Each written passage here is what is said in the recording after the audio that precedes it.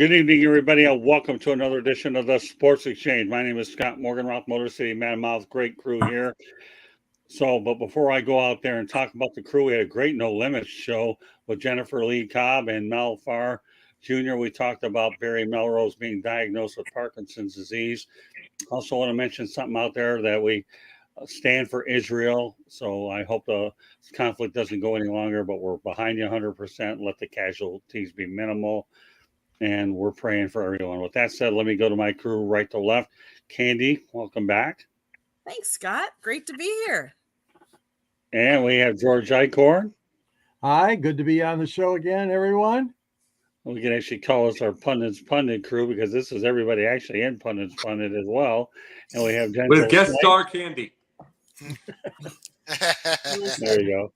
There's old Denzel. Welcome back, big guy. Hey, always great to be here with my two fishing buddies, Uncle Scott, Uncle George, Aunt Candy, and the college guy that sleeps on the couch. I can't afford a couch. Yeah. Oh, don't sell yourself short, Christopher. Speaking of Jacob Christopher, the last man on our crew today. All right, let me give you an overview of what we're talking about. MLB playoffs, talk about a little NHL hockey, but we're going to have to give the first word to Mr. Denzel Snipes since he wasn't able to make it last Wednesday. We're going to let him talk about James Harden not going to the Houston Rockets because he wanted a scoring title over at championship. What are your thoughts about James Harden placing individual accomplishment over team accomplishments with, by the way, Ime Udoka didn't want no part of it? Well, it's priorities at the end of the day.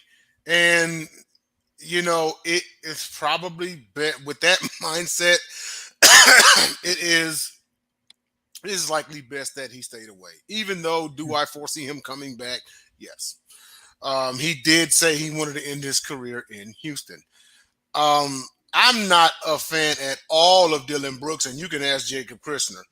But there are some people who would agree that he's a better fit for the Rockets than James Harden right now. But an attitude like that is just selfish at the end of the day. It is. Because the ultimate goal is you want to win a championship. If you get MVP, it's a bonus. If you get a scoring title, it's a bonus. You get an assist title, it's a bonus, These things happen for James Harden, like he got an assist title, he won MVP, but there was no championship that came with it.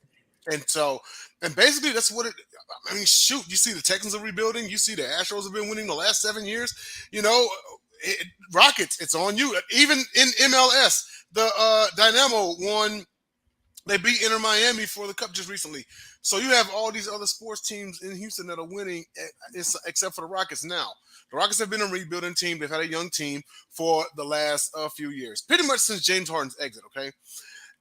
Now, we did go and get two veterans in free agency. Loved the Van Vliet signing, hated the Dylan Brooks signing. But the jury's out for him. Whatever. I might get him a shot. But as far as James Harden goes, it's a new look in Houston, and we obviously have been committed to moving on. So, but to answer your question on the topic, it's an attitude that's not needed in Houston. Ultimately, we want a ring. And if you can't get it to us, then you're probably better off elsewhere. Okay. Well, there you have it. Ime Udoka, to me, is a heck of a coach. He really, really is. And I think you're going to get a ring. The Rockets certainly made a good hire. And if I ever decide to go to a Rockets game, Candy and myself, I have the guy that'll get me a credential there because I work with him at the Jacksonville Jaguars. So nice. He took the trip down.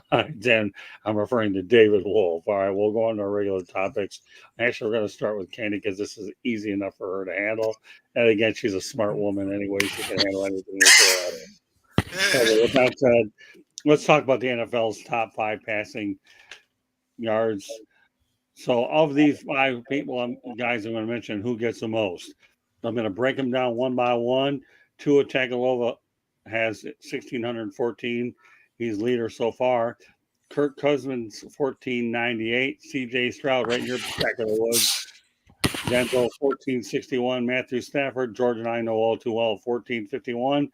And Josh Allen, 1,407. Candy, which one is going to get the most out of this group? The one that stays healthy the longest. Oh.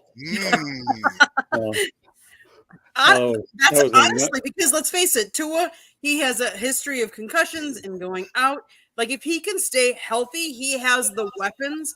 He has, I think, the best chance of having the most yards. But the big question is will he stay healthy enough? Agreed. So you're not You going on a limb, Candy? Come on. Of Am the I five? going to go out on a limb? No, because I think honestly, if Tua stays healthy, I really think he has the best chance. I also think it will depend on if the running backs for those teams stay healthy, because if they don't, then they all become passing quarterbacks that have to pass all the time. But I'm going to go with Tua. Yeah, he's had the most. I think he has because he has more of the weapons, I think he has the more opportunity as long as, like I said, as he stays healthy and as long as the running backs stay healthy to make it a more balanced game. Okay, George. Well, yeah, I mean, Miami is racking up so many points right now. It's hard to go against him, but Candy brings up a good point as far as the health goes. And the other time, besides not having a good running game, the other time there's a lot of pressure to throw the ball as if you're losing or you fall behind a lot, which a lot of these teams that Scott just mentioned, the quarterbacks, a lot of obviously the better teams aren't going to fall behind that much. But I was going to say Tua, but I'm going to go with Allen. Josh Allen is in that list, right, Scott? Yeah. Yes. Yeah. So I'm going to go with Josh Allen. I still like the Bills. I know that they're not humming on all cylinders yet, but they are a very good team, very well coached team, and I admire him as a quarterback. So I'm just going to end it there by saying Josh Allen for me. All right, Denzel. Well, okay. There's the guy that I'm rooting for, and the guy I think's going to get it. The guy I'm rooting for, of course, is C.J. Stroud. Right. I think he has shocked a lot of people. People didn't expect him to be this good this fast. They didn't expect the Texans to be this good this fast. C.J. Stroud has as good a shot as any. If he doesn't win the passing title, he's my vote for Offensive Rookie of the Year, if not that guy out in the L.A. Rams that's catching everything right now. Now, who do I think is going to win it? The guy with the gold medalist track team disguised as a football team in the Miami Dolphins. That would be Tua Tagovailoa.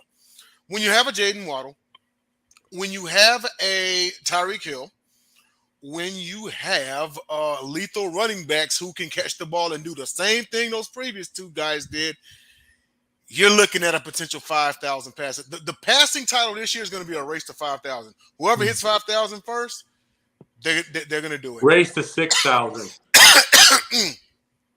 Agreed. 6. Not that high. It's getting close. It's getting close. Boy, they're All right. getting close. Well, if it's getting close, then who's your pick? You want to say Tua, but you don't know if he's going to get concussed or not. Oh, where'd it go? Well, The invisible Jacob, please rejoin. it's a night that the lights went out in Georgia. Oh, that's I guess he said Tua. That was it.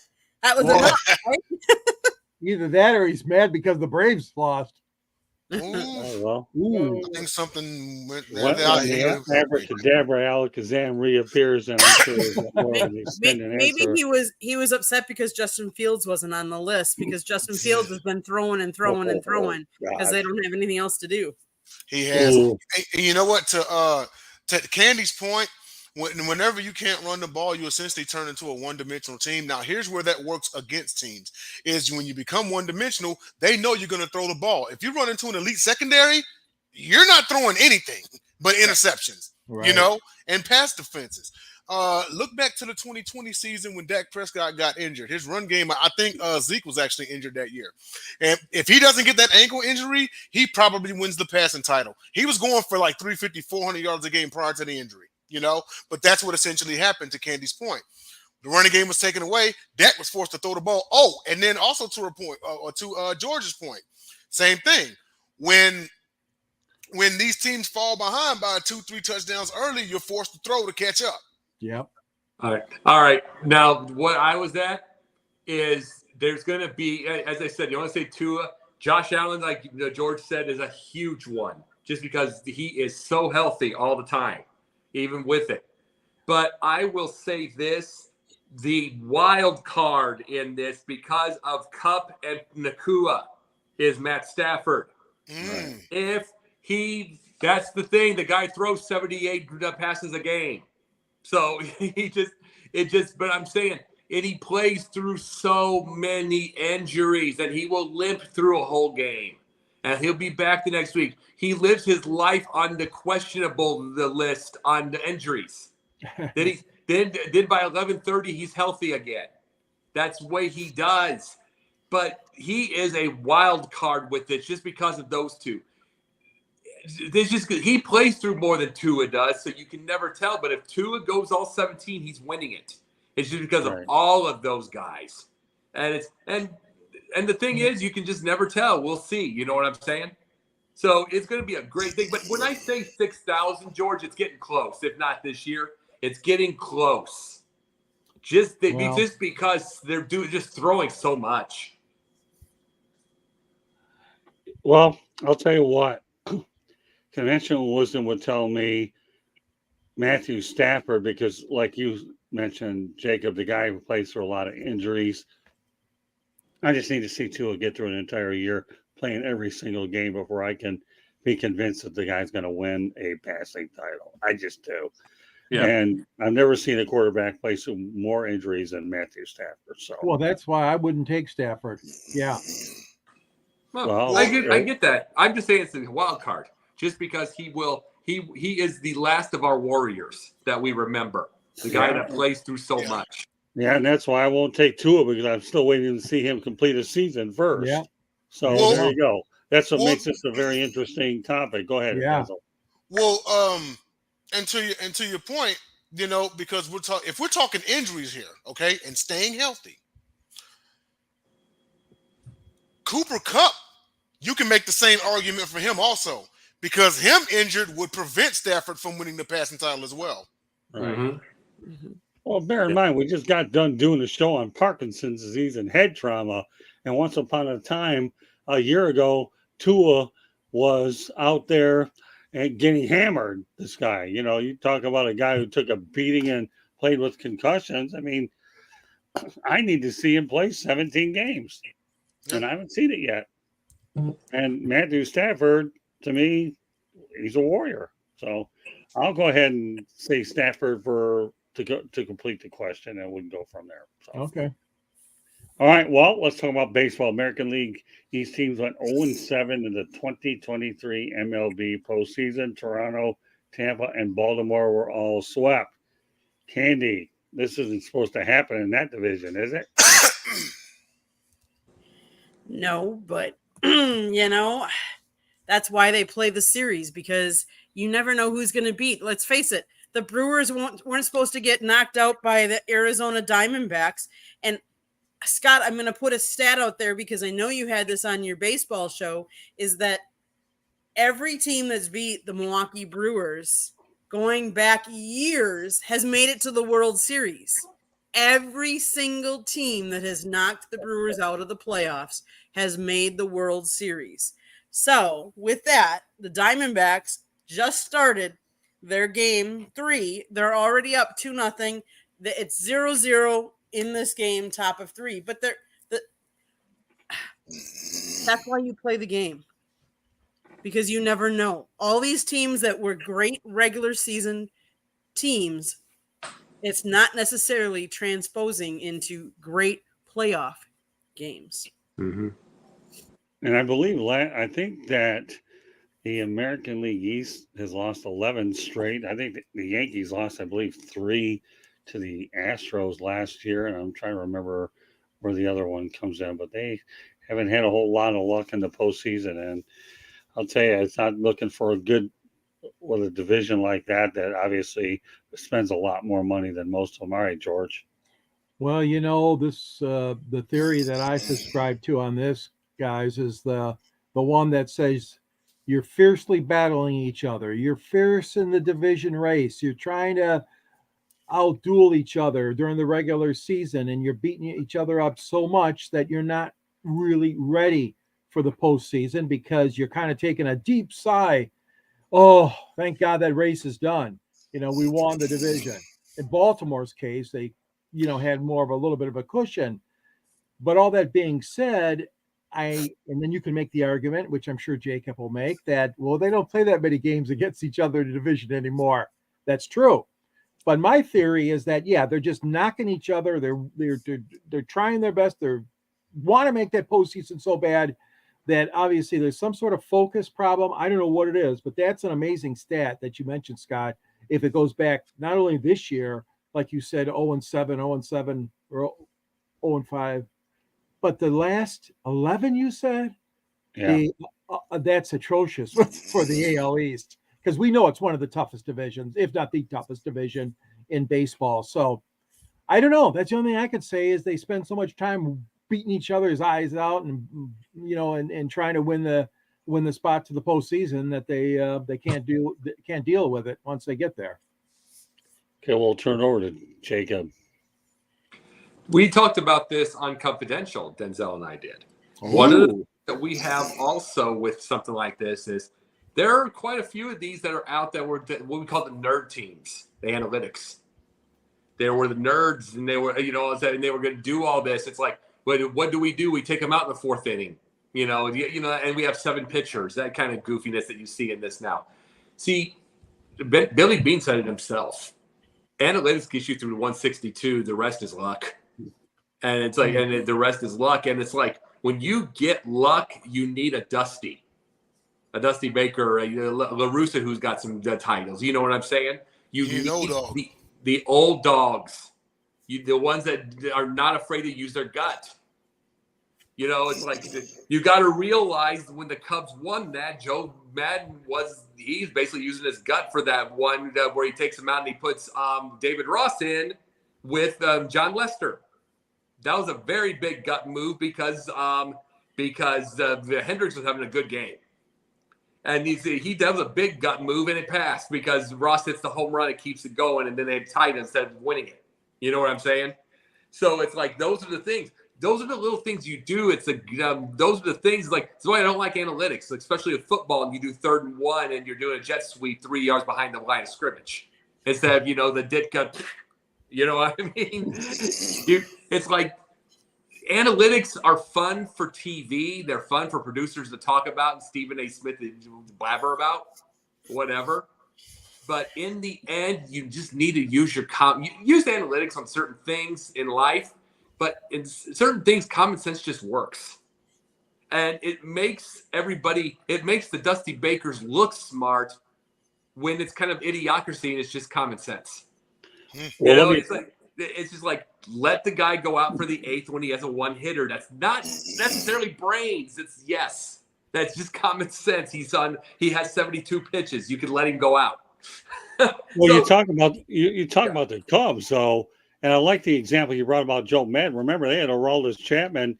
They didn't care about analytics. You know what they cared? That we got a rental. We're going to wear him right to the ground and win a championship. He wants to go. There goes the curse. So, Aroldis Chapman. I mean, that was brilliant by Joe Madden. Hey, you know what? We got a rental. Let's just go out there and take that rental and run it 150 miles to the ground until we get a world championship, and it worked. Oh, absolutely. And it's like, but these are the little things like you need to use. One of the things that happens with analytics is we do it too much. We do it too much. We do it like in football. We do it in basketball with the 3-pointers and blah, blah, blah. We talked about this.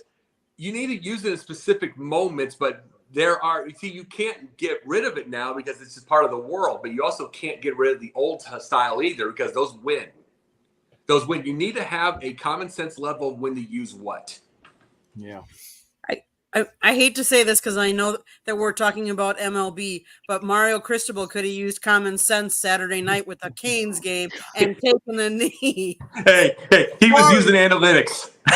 Yeah. Wait, and Jacob, what did I say on Confidential? Analytics will get you fired. Yeah. Oh. No, he was using analytics. Here, run the ball when you could have kneeled it. It's like analytics says so. Well, Bye-bye. 1-0 Diamondbacks. Candy picked her opportunity the one time she's on she actually she's on the When you guys saw him doing that, were you going, what is he doing? Yes. I'm sitting up in the press box and I'm looking at this guy. I'm thinking, what is going on? And I had a very Uncle Scott moment on this night that made it to my book, by the way. I didn't ask Cristobal a question, and I didn't ask any of the players a question. I had a Scott out that night, didn't ask anybody. And I did. And you know what? I put it in my book. So, Denzel, you get the last word, then we're going to talk about some company business. Go ahead. And to your point, Jacob, I don't know if you all recall, after Russell Wilson threw the goal line interception at the end of the Super Bowl, Yeah. what was Chris Collinsworth's call? He said, "I'm sorry, but I can't believe the call. Right. I can't believe the call." Well, but I'll give you another. When Devin Hester had 2 against Denver, the 2 touchdowns against Denver in the thing, and there's Dan Deerdorf. I don't get it. I don't get it. I don't get it. Why do you keep kicking to this Why do you team? keep kicking to him right down the middle? I don't get it. And it's like, Yeah. and there were people thinking it's Dan Deerdorf hating on Devin Hester just because. No, it was you're an idiot. Yeah, why do you kick to the dude that's going to burn you? But no, to the topic, and I've mentioned this several times on several platforms. It's crazy how the AL East sent 3 teams to the playoffs, and none of them were the perennial division heavyweights in the Red Sox or the Yankees. With that being said, what I see happening, especially in the case of the Yankees, right? Because the 2010s was the only decade that the Yankees did not have a World Series appearance. They haven't had a World Series appearance since 2009. Right. And I think it's less that the Yankees fell off. And Jesus Christ, did he just go deep again? Yes, he did. Back-to-back homers. 2-0 Diamondbacks. So with that being said, I think it's less that the Yankees fell off and more that the rest of the division, and namely the league, has caught up to the Yankees, That's a good point. Well, the Yankees are becoming the Chicago Bears very, very fast, almost like the 85. They really are, where we're going back to history. We're going only the Yankees win more because they'll get their ALCSs once in a while. But I'm saying they go back to history, the pinstripes. You got to remember, you still have to shave and you still have to do all that stuff to get into a Yankee uniform. It's still the old school 30s. Right. And everything like that. Meanwhile, all these teams that you have no of those rules are kicking the crap out of them. Yeah, they are, Yeah. And I don't know. It's kind of like how for the longest time police officers always had to shave. Now you see them with beards and goatees and everything. Yeah. You got to switch it up. You got to become more modernized. And it sounds minuscule, but I don't know. Maybe that's the problem. Maybe that's the issue. Because you talk about tradition with the Yankees and everything. But I mean, shoot, if we're talking about a winning culture and we're a city, we're a ball club that values World Series championships. Yep. You hadn't seen Jack since 2009. So what's going to happen? Because you can fire who you want coming in and out that door. You can release players. You can sign players. You can spend $1 billion in payroll. Doesn't mean squat if you don't bring that trophy home. Right. Well, the only thing I'll say about the whole thing is I was in Tampa in April when the Rays had that 13-game winning streak, and I never believed for 1 minute they were ever going to make it to the World Series. They beat up on a very soft schedule, and then when reality sunk in, they ended up finishing second in the division. Not that it did them any good because they're out early anyhow. So it's a division certainly which has a lot of heavy hitters, but it just shows you that the rest of the league is catching up. And I don't know how long it's going to take for the Yankees to be relevant. I really don't. Yeah. I'm not sure. I mean, let's face the reality. I was reading today that Hal Steinbrenner, who's the more low-key Steinbrenner of the group, is talking about some changes, and he don't make a lot of changes like his dad did, but he's really thinking we got to have some organizational meetings to be accountable for what we're doing. So I'm curious to see how that should be happening all the time, though. What's that? Those kind of meetings and those kind of Yeah, I think Hal, like you said, Hal's too laid back, right? I'll say this one last thing, and this actually to Jacob's point. You know what the Yankees' problem might be? They need an old dog. They need a Torrey back. They need a La Russa. They need a Baker. They need an old dog who's sometimes more lucky than good. Good in the regular season, and then in the postseason, they're probably more lucky than good. But luck got them there. They need an old dog. They don't approve of Boone anymore. They need to go out there and get an old head, a grizzled old veteran that's going to get them over the hump in the postseason. Well, let me say this, Denzel, real fast. Having the older dad that I did, remember, 50 when I was born in 1928, he used to say this number one thing. You have to be good to know you're lucky. Yeah. You have to be. He used to say that all the time. You have to be good. Or you have to be not be good to know your luck, but you have to be good to know when the luck works for you. And it's and there are so many younger ones that hate the word luck just because it's like you just lucked into it. But you have to be good to get there. You have to be good to get there. And it's like Dusty's been good enough to get there, like you're bringing up. So it's like my dad always used to say something like that all the time. It's like you have to know when to take it. Yeah, you do. Well, the reality is, number one, Boone's coming back. And number two, Joe Girardi was the last guy that won a championship. Go figure. All right. But before we move on to the next topic, everybody knows the Sports Exchange is being broadcast around the world. The audio version of the Sports Exchange can be heard on iHeartRadio, Apple, Spotify, Google, wherever you get your podcast. Please hit the red subscribe button on YouTube South Florida Tribune. We're striving for 1,000 subscribers. Please also comment, like, and share the broadcast. Want to be a guest? No problem. Participate in the chat room. One way to do it. Or send your topic idea to southfloridatribune@gmail.com. If you want to advertise cost efficiently, call me at 954-304-4941. We broadcast live on Facebook, LinkedIn, Twitter, and YouTube. Our website, www.southfloridatribune.com. Twitter/X @Tribune South. Candy Ebling is normally behind the scenes, but she's in front of the camera today. And she's an MVP in every sense of the word. Right. And also, we'll talk about my new book that'll be coming out in about 2 or 3 weeks. Media book, Lessons from the Microphone, Tuning into the Enduring Wisdom of Visionary Leaders. So we should have that out, right, Candy, in about 3 weeks or so? Yeah. Definitely. In time for the holidays. Yeah. We're looking at about a 15 chapter setup here, so it's going to be a very comprehensive book, but I'm looking forward to getting it out there, and we'll give you more information there. So with that said, let's talk about hockey. American hockey is on the rise. Get this. 208 American NHL players are appearing in opening night rosters. All right, Candy, I know that Wisconsin produces a lot of these guys, and Minnesota. Well, let's face reality. Hockey isn't the Canadian sport as much as it used to be. And, let's face it, good hockey history out in your neck of the woods. Because Wisconsin is a cold, cold state, and everybody knows that. The ice. It's Southern Canada. Southern, yeah. But kids can start playing hockey at a young age outside in the winter times. So that's where the northern states get a little edge, I would say. Your North Dakotas. After all, what else is there to do in North Dakota in the winter besides hockey? I mean, it's big up north. So am I surprised? No. My man Devon. All right. That's one of my guys. All right. Well, Devon, thank you very much. We appreciate the love there. Thank you, partner.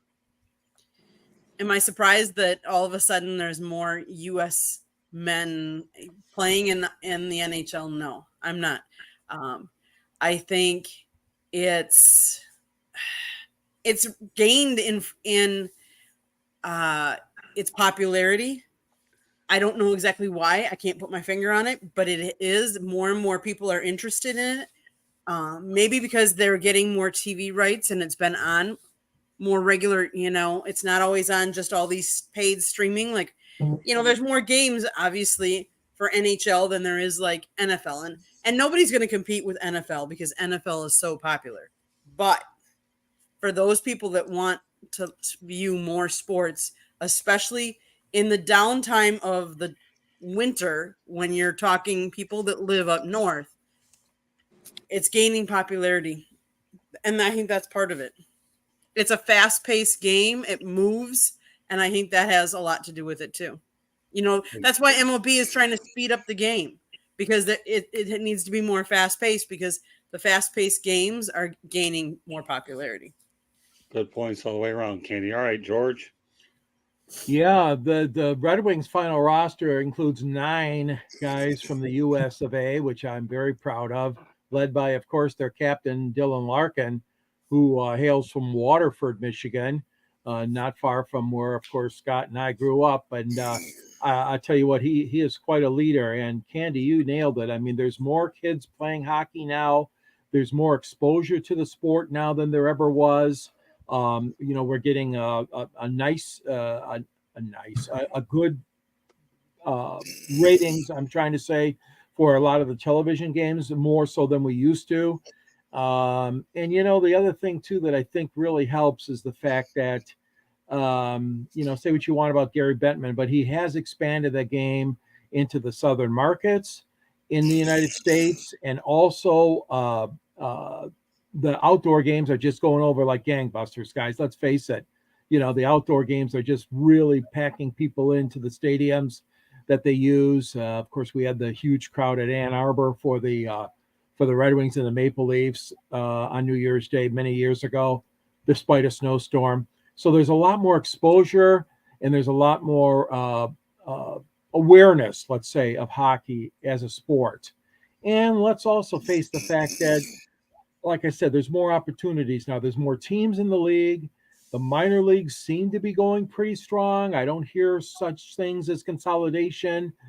Detroit's got a real strong team in Grand Rapids, and other teams have strong farm systems too. And I think that helps too. So I think it's a lot of factors that have gone into this, but I'm glad to hear that there's, so many Americans that are playing and making their careers in the NHL. Okay, Jacob. Oh yeah, I'll tell you exactly what's going. It's going to get even bigger and bigger and bigger, and I'll tell you why. The kid from British Columbia is in Chicago. Connor Bedard. He's going to be this era's Gretzky. I believe it. I'm not saying by skill, because he's going to be really good, but I'm talking about it's going to make that popularity much, especially when you're in a big area, a big market like Chicago, and you get this, and it's like. He is going to bring a lot of fans because he is exciting to watch.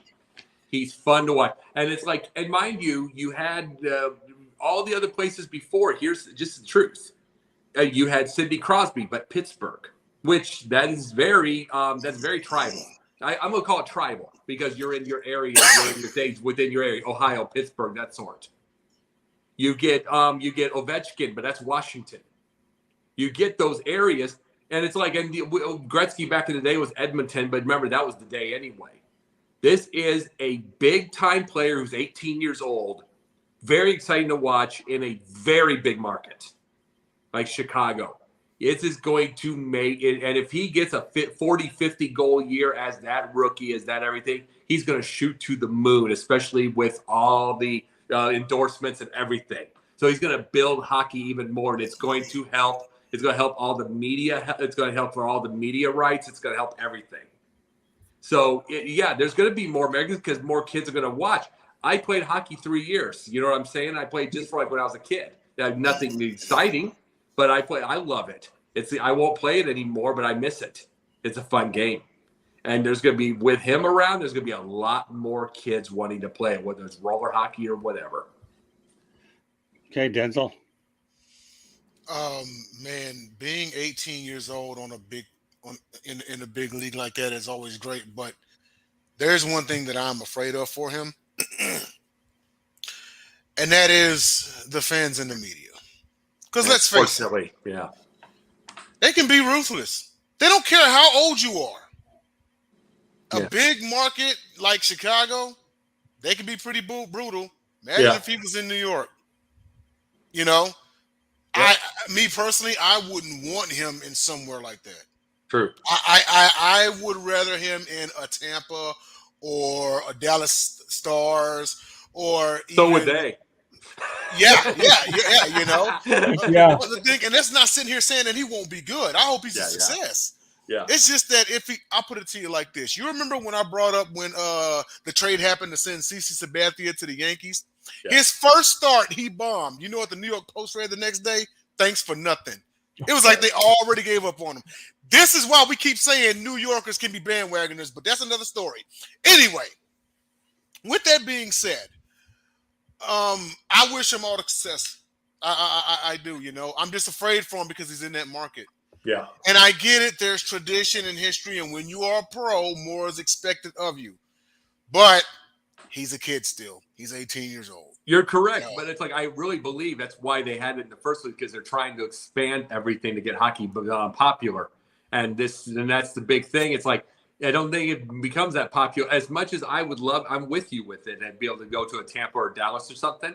I'd love that thing. It doesn't have the impact that Chicago does. And that's exactly, see, but you got to realize why in the world, we're going to just say a football reference for a second. Why is Anthony Richardson in the league when he did not belong, when he was terrible at Florida? It's because it is business. Yeah. He is the dynamic. He is all that kind of stuff like that. And, he can make plays and he excites kids. And the kids go to the games, which they never did before. They put on his jersey. That's exactly what that's about. This is what all of this stuff is about. They may not be ready, but they're going to force you anyway. I know a quarterback for the Chicago Bears right now. I do too. Who fits that mold? Y'all might have to jog my memory. I did a lot of shows tonight. But yeah, it sounds real familiar. Well, I completely agree. well, let me add this here. First of all, New York's a tough act to play in. Boston isn't much easier. Montreal and Toronto. So when you talk about original 6 teams in the Midwest, and if you end up talking about Detroit and Chicago, will be an easier landing spot compared to the other 4 I just mentioned. Mm-hmm. Number 2, once upon a time, there was the 1980 Olympics that Mr. Eichhorn attended when the U.S. won the gold medal. I don't know how much of a spike there was in terms of growth there. Yeah. But now collegiate hockey is being more emphasized, and I won't get into the list of all the programs that have been a big part of it. Yeah. And of course, like you guys have mentioned, expanding into the warm climates. So I like what Bedard's all about. And if you land in the right spot where there's a lot of history, think about it. The guy forgot his stick, and he's probably going to get fined because he forgot his helmet. If that is an excitement, I don't know really what is. But it's what you would expect of an 18-year-old. Let's also remember that how many years ago the whole CTE really came up in football, and parents have decided football is too tough for my kids to be playing. There's too likely to be head injuries, the tackling and everything like that.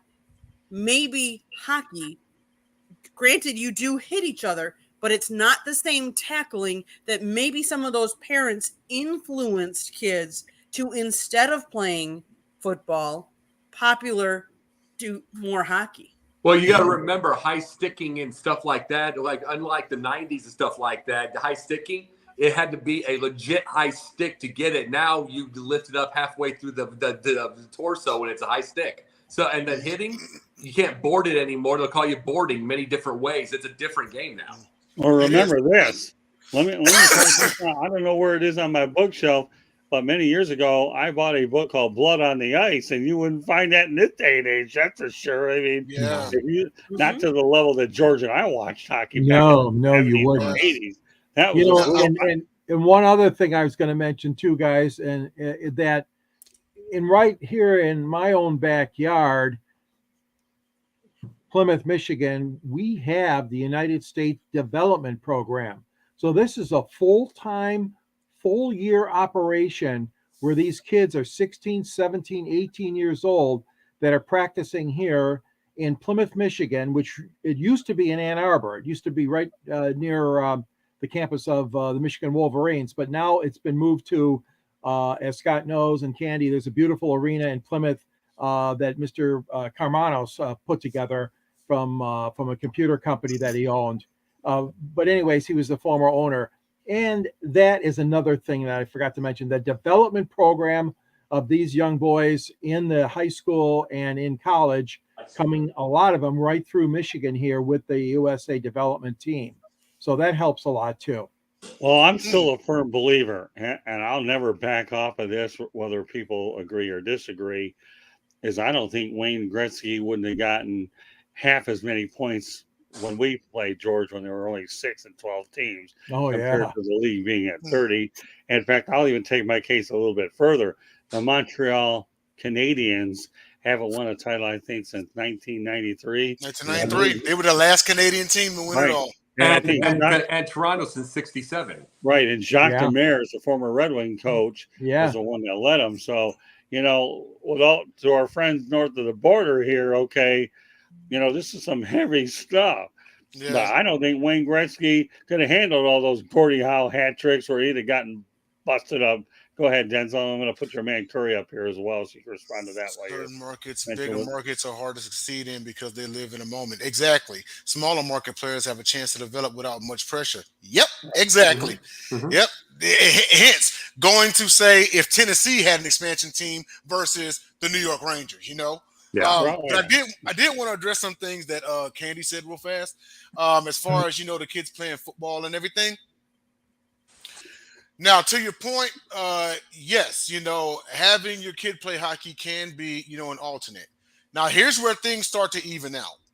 Once they grow up and actually make the pros, now, granted, they're grown, but guess what they can also do in the pros? They can throw hands.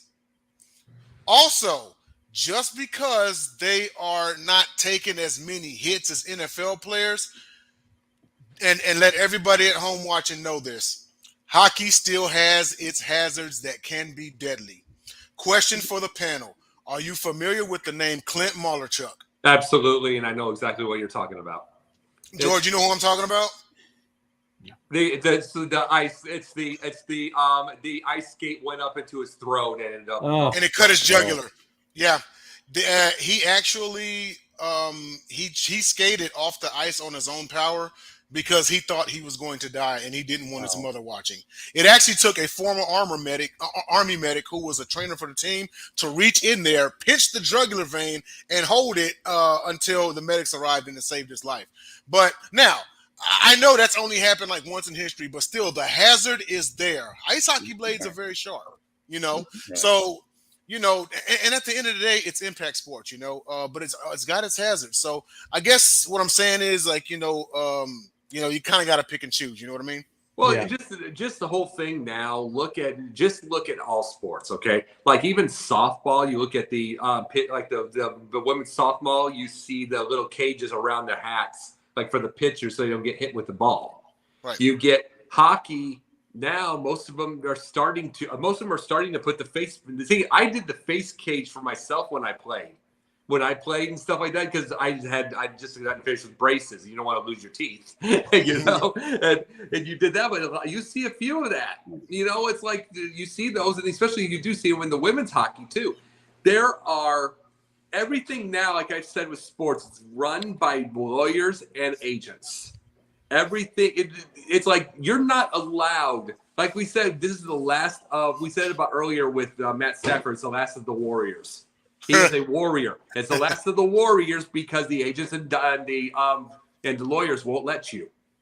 They will not let you with that thing anymore. It's like, remember, there's so many rules with football even now. It's like if they bring a doctor onto the field and you just don't answer for like 2 seconds, you're off the thing, even if you're fine. Mm-hmm. And it's like so many different things now. So it's like people are saying that. That's why they're trying to save football before it needs saving. Yeah. That's true. Yeah, it's because it doesn't need topic. saving yet. But boy, wait until, because it's like that's why they put that game on with the Andy's room with the Toy Story.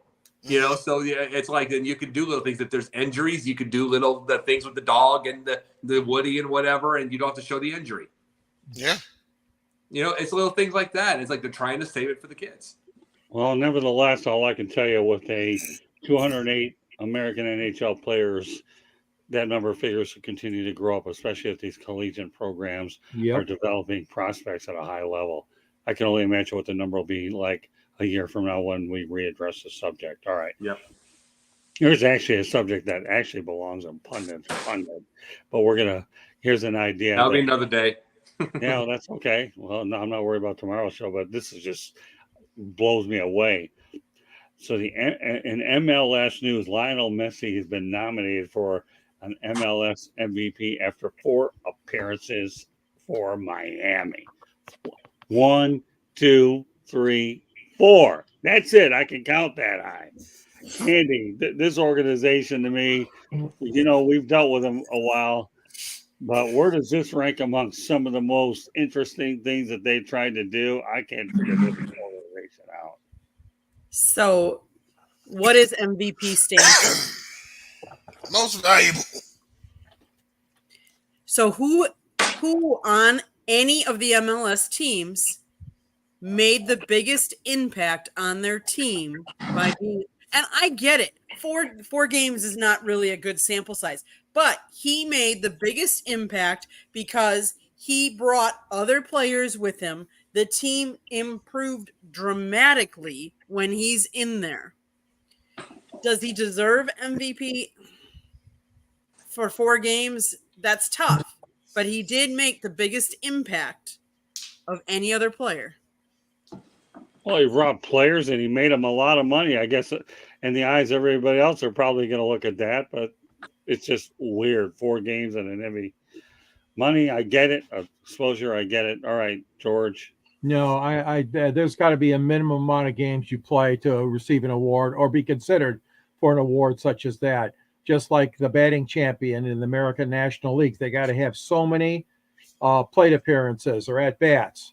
And there's a lot of traditional awards that are based on that. But if you want to call him, some sort of other award or create some other award that most impact on our sport this year, whatever you want to call it, I could buy that. But no, I can't buy an MVP because the sampling size is too small, and there should be a minimum of appearances or games that you played in order to qualify for something like that.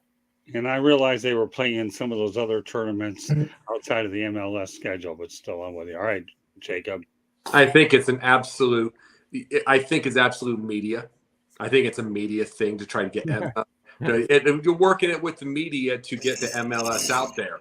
And who else can you do it with? Messi. Is there anybody else? I believe that's what it is. Because 4 games is not enough to say that. He did make an impact in those games. Don't get that wrong. But you got to remember, he went to Atlanta. He did not go there. He did not play, and they completely filled the stadium anyway. To be able to, because they wanted to see him. And then I think he did for another game too. But so there's the impact. But what's the issue? You know what I mean? What is the issue that we see? It's just the fact that you don't have enough true stars. You will soon because of this. You'll see a Mbappe. You'll see, you might even see a Ronaldo if they figure out. Because really, right now, Ronaldo playing in the Saudi, like we were talking about. Him playing there, it's all cash. Where this is this contract by Messi right now is going to make him more money long term because it's business. It's maybe having partial ownership. Well, once Ronaldo notices that, he'll be here, and that's the whole point of all of this is just that. But who else are you going to put when you're trying to get MVP and get the media knowing you? You get the guy who got the impact. So I think it's just the media deal to get people's attention. Yeah, fair enough. All right, Denzel. Anyone who thinks that 100% he should get MVP right now after 4 games need to keep that same energy and give CJ Stroud MVP right now. Oh, we'll do it. I'll do it. That's not enough. That's not enough. And you know what? This is the very reason why we keep on begging the NBA to take all-star voting away from the fans and give it back to folks who actually know what they're doing. I get the money and I get his skills, but it's also a popularity contest. That's what this is boiling down to. Yeah, he's the most recognizable name in MLS right now. Yes. And to some people up there, that somehow correlates with MVP. So, no, I'm not sitting here saying that he won't win it. He very well may be. But I'm not ready to hand the guy the award right now. No. I'm just saying I'm completely agreeing with you. But again, that's where I bring it up with the media and popularity. They're just trying – because MLS is so – this is the first year where they really have a footprint, as far as the media footprint and everything, and they're trying to keep it. Yeah. So if they just do not have the same amount of stars like the Premier League does. They just do not have it that the La Liga does, that Bundesliga has, like Germany. They don't have those stars. So they're trying to get it out there while they can. They will because Messi started it, but right now they just don't. So they've got to get the name somehow. While they're doing that, if they're looking for publicity, they have all of those people in the media more than willing to give it to them. including myself, because I brought this topic in front of you people. So I definitely drank the messy Kool-Aid here about the MVP, didn't I? I mean, we're talking load management. How many times have we given the NBA a hard time with load management? And now they would have to play 65 games to get an award before they whatever they want. But I mean, Scott, like if somebody got awarded NBA Most Valuable Player and all they played in was as many games as Zion Wilson, you would go through the roof. That's true. Oh yeah. That's true. And if there's ever a kid with Zion Williamson who right now is trying to avoid the word bust, it's him, because this guy, like we mentioned about Tua, needs to stay healthy so that they're able to maintain their high draft position without being irrelevant. So, yeah. So, anybody else any closing thoughts, Candy? I know we've talked about it. We've dealt with Inter Miami. Shrewd business people. I think they're only going to be playing in Fort Lauderdale one more year before Pioneer Park in Miami opens up at 25, right, Candy? Yes. Okay. All right. Well, you know what? From the insane to the more insane. According to Boardroom, Al Michaels earns $1 million for one night for Amazon Prime. Brock Purdy gets $870K this season. My goodness, of course. The 49ers got him cheap, and Al Michaels is making a pretty good living as he approaches 80. All right, Candy, some thoughts about this financial differentiality. Let's face it, Purdy's in on a rookie contract. You know that they don't get paid the same. Do the media determine should they get that paid that much? The thing is the market's out there. That's what they're paying. That's what he's demanding. That's what they're paying other broadcasters. It's entertainment. At the end of the day, it's entertainment. So, is it right? No, but that's the way the cookie crumbles. I mean, you look at some of these actors that are getting paid many millions of dollars for how many episodes, an episode to sit, to act half an hour show. So is it right? No. But it's the way that the market's going. I mean, Amazon's trying to get in the market with being, top dollar. It's the way of the world. Money drives things, and money is driving the ratings and driving to get him. Yep. Yeah, great comment by Devon Curry. Brock Purdy still lives in an apartment with his roommate. Yeah. Well, it's San Francisco, so yes. Yeah. Yeah. All right. Well, with that said, George. Well, I tell you what, I've been a big fan of Al Michaels, but personally speaking, I think he's lost a little bit of it, and like Candy said, I mean that's the contract these guys get. All your top announcing teams are getting that kind of money, I'm sure, play-by-play or color analysis. But I like I said, I think he's dropped, and but the contrast though is a good one. I mean, here you got the star quarterback for the 49ers who came out of nowhere, making less than Al Michaels, who sits there in a booth for one night a week. Oh my gosh. And that's one game, you said, Scott. One game for Michaels. Yeah. Unbelievable. But again, like Candy was saying, that's the entertainment aspect of it. That's, you got one guy's a crafty veteran, call him. Al's been, doing this stuff for 50 years or 40 years, whatever he's been behind the microphone. So, yeah, he's going to be way up there as far as what he can garner, just like Jim Nance and Joe Buck and guys like that are the lead play-by-play. Mike Tirico, I'm sure he's making a lot of dough. But, yeah, that contract that Brock Purdy signs next time is going to be humongous. It really will be. And he deserves it if he can continue what he's doing. All right, Jacob. But before I go on to my point about Brock Purdy, Al Michaels is 80, admits he never ate a vegetable in his life. He just made every regular guy happy in the whole wide world. Just show how much of a chance they have to live that long. But here's the thing with Brock Purdy. You want to know who's really, really irritated with Brock Purdy becoming a star right now? television. They didn't have him on their list. He's Mr. Irrelevant. He's just the dorky guy. He was the Mr. Irrelevant. He was everything. He looks like a kid. He doesn't look like what you can market, but he's become so good. And it's not in their marketing strategy to have someone like that. It isn't. And they're mad.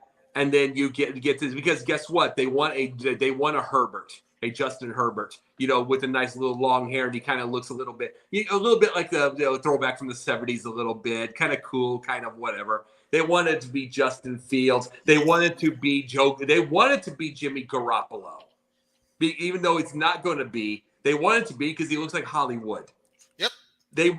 He looks like it. They wanted to be Anthony Richardson. They have a specific look and a feel. Brock Purdy isn't it. He's a kid-looking thing. But they're mad, but he's that good. And that's the big thing. And he's going to get his contract, and there's where the deal is. But the biggest thing about this is football needs these kind of things in the first place. It doesn't need the quote-unquote Vince McMahon to tell you who the equivalent, to tell you who your star is going to be. Sometimes it needs someone kicking it out of there to Stone Cold Steve Austin, who's not supposed to be. It's the fans who tell you who's the star also. Yes. Just like wrestling. Yeah, but it's like wrestling. And it's like they're telling you Brock Purdy is right now. They really are. And it's like, and the fans told you Stone Cold. Well, that's the point I'm saying. Sometimes you just need that. You don't need TV telling you everything. You just need to let it organically grow. True. Okay, Denzel. A couple points as to why Al Michaels is getting that kind of money for one game. Is it fair to say that Al Michaels started his broadcast career before Brock Purdy's parents were even born? Probably. There's point number one. Point number two, Al Michaels, and it's not just his longevity, he's called some classic games. He's been there for classic moments in his career. Lake Placid, 1980. George, you were there. Yeah. He called that game for the United States versus USSR. The game 3 of the 1989 World Series, the earthquake game. Remember that one? Mm-hmm. He was calling that game as well. He's been there for some, and he's called I don't know how many Super Bowls. Y'all, this is why he's getting that kind of money. This is why he's getting that kind of money. Now, I also get it too. Longevity announcer versus guy who looks like he's 12 years old and he's in like year 2 or 3 playing football. We're talking about different countries. But see, make no mistake about it though, okay? Brock Purdy will get his money. He'll get paid. He may not be a top 5 paid, but he'll be a top 10 paid. The 49ers are going to pay him handsomely. I have no doubt about that, okay? But as far as he'll be able to get out of he'll be able to get out of the apartment too. Yeah, and he'll be finally out of the apartment. Yeah. I mean, because his salaries, he's on a rookie contract. I think he gets extended in the offseason as well. It will all even together. It will iron out, But as far as Al Michaels goes, he's getting that money because he's Al Michaels. Well, Al Michaels also, before we go to the thing about this also, the reason he's lost it, George, he's bored. A lot of those Thursday games are terrible. Yeah, I know. That Bears and Commanders game was shockingly good, and he was shocked. But just like all the things that were going on, but there's a lot of awful Thursday night games, and he just looks like he's going through the motions. Well, that could be, but I still hold him in high esteem, obviously, for the Miracle on Ice and his famous call. And but yeah, he's earned his reputation, and he's getting his due respect. Yeah, well, I think the interesting thing about the topic, though, is when you look at the money right now, it just blows me away. It really does. So, one other note that we should point out, Candy, do you have any updates about Mary Lou Retton? Unfortunately, I was going to put that as one of my parting shots that I would ask everybody to pray for her. She is in the ICU with a very rare form of pneumonia now, fighting for her life day to day. She's 55 years old, but she brought gymnastics back on the map for women's gymnastics back in 1984. her courageous and just her outspokenness. There is actually, they even have a GoFundMe account, I believe, that they've set up because she doesn't have health insurance. So all of this is coming out of their pockets. And I believe I read a little bit earlier, it's up to $200 and some $1,000.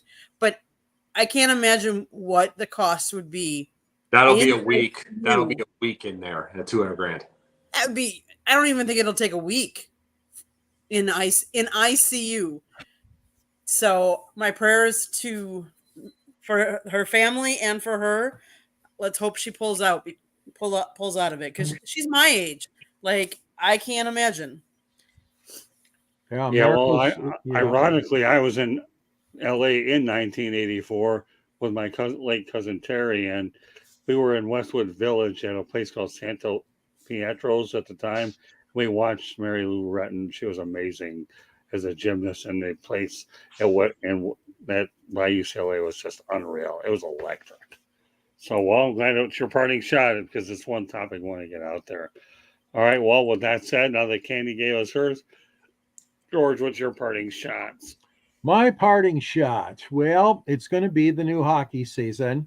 Hats off again. You did a nice thing with a triple header, 3 games on Tuesday night, the NHL, including the grand finale of the 3, which was the banner raising ceremony. And I tell you what, Vegas knows how to do it. Oh my God, they had a replica slot machine on the ice, and they brought up, as he pulled the big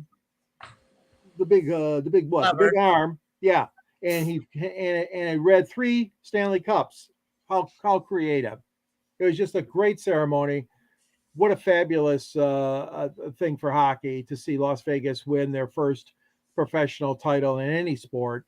And what a great banner ceremony that was to watch. So I'm just happy for Vegas.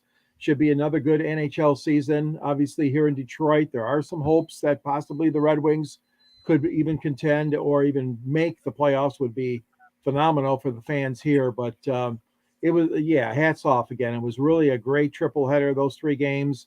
Chicago upset Pittsburgh too. How about that, with their brand new star, Connor? So it was a good day for hockey, and that's all I got to say. But it was a nice banner raising ceremony out in Vegas. Okay, Jacob, what's your parting shot? I'm going to go with the Mary Lou Retton thing also. One of the things also that we have to remember, Candy, is she doesn't have insurance, but here's the deal. The whole Screen Actors Guild strike, one of the things that came up with that was how many hours you need to have to be able to get insurance. Because, to be able to get medical insurance. She had a SAG card. I don't know if she does now, but she's had it for years. Was in movies, played herself, maybe whatever. You know what I'm saying? She was on Glee. She was on those things. If you have yourself a time, this is the thing about this with the irony of all of these unions. And we're going to go do totally political, but it's like, you're supposed to be protecting these people if you are a union this badly.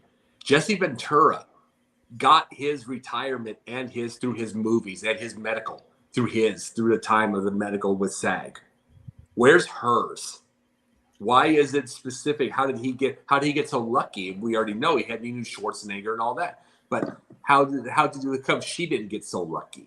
She's been on quite a bit of shows to be able to get to this thing. Why do you have to have certain hours? Especially if you've got a Screen Actors Guild card, which you have to pay about $3,500 to get started to get the card, and then pay $150 in dues a year. Why, if you going through that and go through all that thing, why isn't medical there? Why isn't medical included? Why do you have to have so many rules to get your medical insurance? And this is where she's at right now. Forget the whole idea of American medical. We can debate that all night, whatever. But if this is the whole thing, why is she struggling like that when she had a card? And why does she not have insurance now?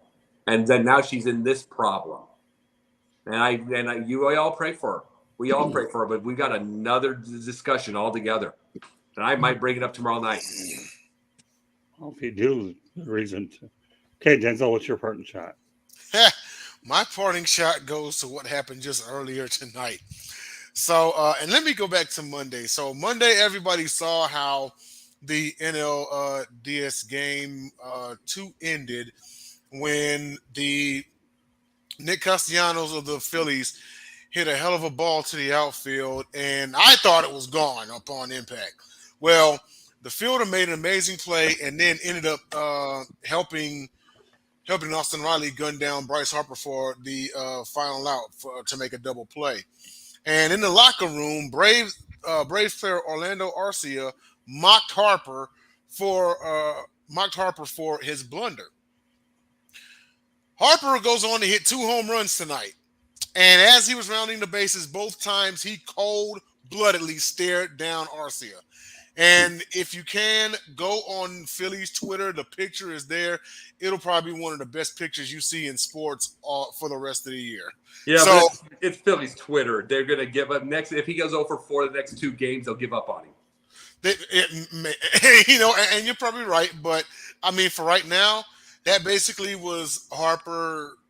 He's saying, hey, the revenge tour just started. Interesting. Yeah. All right. Well, let me tell you this. Over the weekend, I'm going to be covering a very interesting game where I'm going to have to really, really keep quiet, which is a parting shot of my own. And when I say really quiet, if you think I was quiet enough when I didn't bother to ask anybody in the Miami Hurricanes about what happened because of the kneel down, I have myself a project that involves a piece of jewelry that will still stay on my finger. Candy and I are going to be covering the FAU USF game, the first game ever between the two in the new conference alignment, the American Athletic Conference. Now, here's what we've got here. I've been covering the Florida Atlantic University football program in sports since I believe it was 2007. Great. FAU is fun, near to my heart. But now, Saturday, they're playing my alma mater, the University of South Florida Bulls. Long before the Motor City Madmouth came into play, many people looked at me as the Bull. And if you were on the wrong side of me, I was a Raging Bull. Or Candy might still think I am, depending on who I deal with in the field. So I guess the only thing I can say about Saturday's game is there's no way that I can lose. And nobody will know about it. And the ring is still not coming off. No way I can lose. So there you have it. My alma mater against FAU. Go figure. All right, Candy, take us home. What do you want me to? So, if you have any show ideas, topic ideas, email us, southfloridatribune@gmail.com. If you like this show, there is a red subscribe button next to Denzel. Hit it, like us, share us, tell all your friends all about us. But please subscribe. Go to our website, www.southfloridatribune. You can see George writes for us. Jacob's written for us. Scott writes for us. You can see some of my photography as I'm on the field, like I was watching that kneel down that never happened. The kneel down that never happened. I was on that field taking pictures. Was it a fumble? Wasn't it a fumble? That would be another interesting topic, I would say, for another time, is replay and how it has to be convinced that you have to be thoroughly convinced to be able to overturn. And that's what they're saying, is that there wasn't a viewpoint that allowed them to thoroughly be convinced that he was down before he fumbled the ball. So that would be an interesting topic, I think, on a future show. But you can hear us on iHeartRadio, Google, Apple, or wherever you get your podcasts. If you want to advertise, you want to sponsor any one of our shows, call Scott, 954-304-4941. We broadcast live on Facebook, LinkedIn, Twitter, and YouTube. So Scott. what's the horns? Is it this? Give him the horns. He's talking about USF Bulls. I was thinking of Texas, the Longhorns, but I'm like, what is it? Anthony. Is it this one? Because we already know what this is. Yeah. Yeah. I know. Yeah. Anthony, great comment, man. I know exactly where you're coming from. We appreciate you every opportunity to get in here. Thank you, Anthony. And since we're on and Anthony again giving us a report card, great show always. Well, you know what, man, we do these things so when we come across individuals like you, our goal is to entertain, educate, and inform, and that's what we're doing. And I'm glad that Anthony Bianchi feels the same way. All right, I should point out another thing, as I mentioned at the top of the show. And that's this. I'm writing a new book that should be out in the next few weeks called Lessons from the Microphone, Tuning into the Enduring Wisdom of Visionary Leaders. The whole idea is a media book means even though you haven't met anybody in person, doesn't mean you can't learn from them. And I talk about some of my all my interviews through the years. Nobody knows it better than George Eichhorn outside of what Candy's gotten in there so as well. So, all right, with that said, we're going to let everybody say how they can get a hold of them. Candy, you want to go ahead, or you feel like you said what you needed to?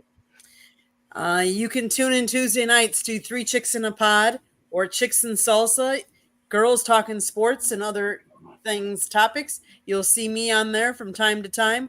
Otherwise, again, please subscribe to the South Florida Tribune's YouTube channel. It's that red button next to Denzel. All right, there you go. That's All not right, a George. red.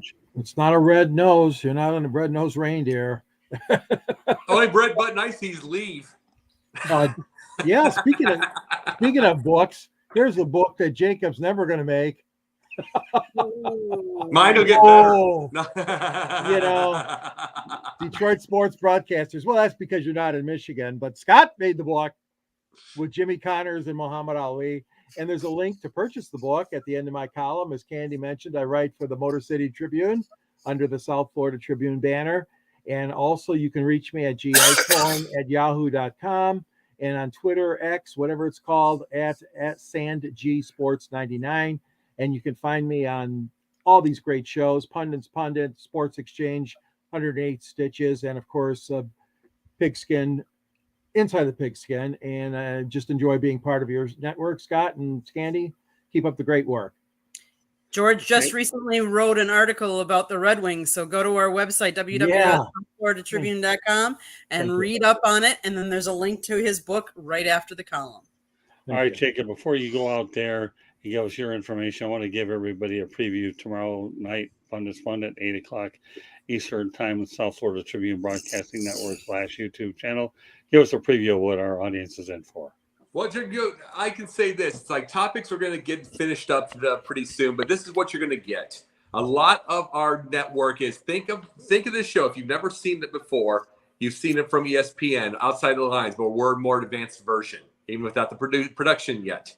We talk about a lot of things that you will see in the next years or so, but they're starting to come through now. And that's what we talk about, the little things. It's like I'm going to probably bring up Mary Lou Retton tomorrow night. Those are the little things. But we've just like the whole idea. It doesn't always have to be sports. You can bring up the whole deal about, like I brought up tonight, with the Screen Actors Guild, what happens with those. Doesn't always have to be sports, but it can be. Because everything we see with the sports goes behind the scenes. The game we see is 10% of the world. We bring up the other 90%. So that's what the Pundit does. Well, Pundit is a magazine show, which is brilliant. I love this magazine format. Go ahead. Continue. Oh yeah, and it's like Sundays I am with Scott for the Professor and Pupil. Mondays with Denzel with the with the Sniper and the Pundit for the Top Rope Talk. We have fun with that one. Tuesdays, every couple of weeks, I am off the sideline, off this, and do a show called The Yin and Yang. It is arts, movies, film, politics. It is a lot of that stuff. Anything but sports, since she knows nothing about it. So we bring those type of deals up, and it's kind of fun, and we have those deals. And I've told Denzel he'll be on sometime, no question. Wednesdays we do these shows, Confidential, and this one. Thursdays we do the Pundit's Pundit. And then there's a couple of shows that I'm on the bench whenever somebody needs me.